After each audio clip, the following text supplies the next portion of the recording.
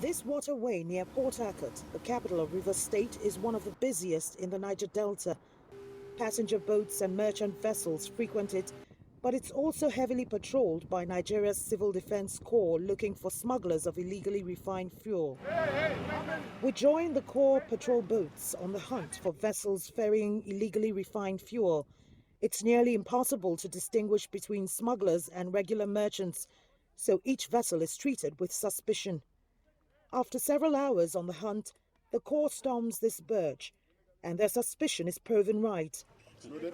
It's filled to the brim with illegally refined diesel, the fuel commonly used in heavy-duty generators across Nigeria. This vessel, fully loaded with illegally refined diesel, has just been seized. It's a typical mode of transport for oil thieves. Nigeria's Civil Defense Corps says it will require a court injunction for the owners to forfeit it, but they'll have to go through a grueling process to get that done. Investigation will commence. We've apprehended them. We are taking them to the command. We will commence investigation. And if we find them culpable, we will charge them to court. In that process, we will apply for a forfeiture of that vessel to the federal government. And in the course of our investigation, we will try to find out the bigwigs that are behind them. 2 suspects were apprehended. 2 others fled on seeing the patrol boats. Oil theft in the Niger Delta is a highly organized crime.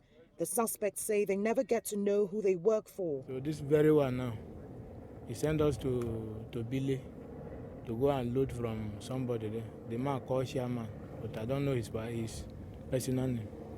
Several reports suggest a lack of will to deal with oil thieves, and as such, they have been conducting their business with impunity, sometimes running private docking stations to get bunkered fuel into the market.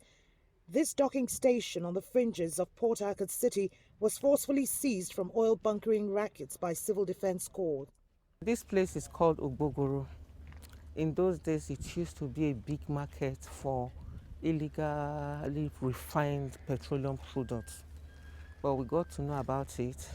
Some arrests were made, and then my men destroyed it to forestall any further activities. The facility that served as big warehouses with a mini refinery is now under watch of a civil military.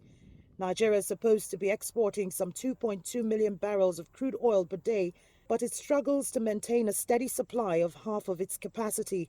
Oil thieves frequently hack into pipelines and siphon crude oil to be refined locally. That, combined with outright pipeline vandalism, have turned Africa's giant into unreliable supplier in the global oil markets. Kelechi Emekalam, CCTV, Port Harcourt, Nigeria.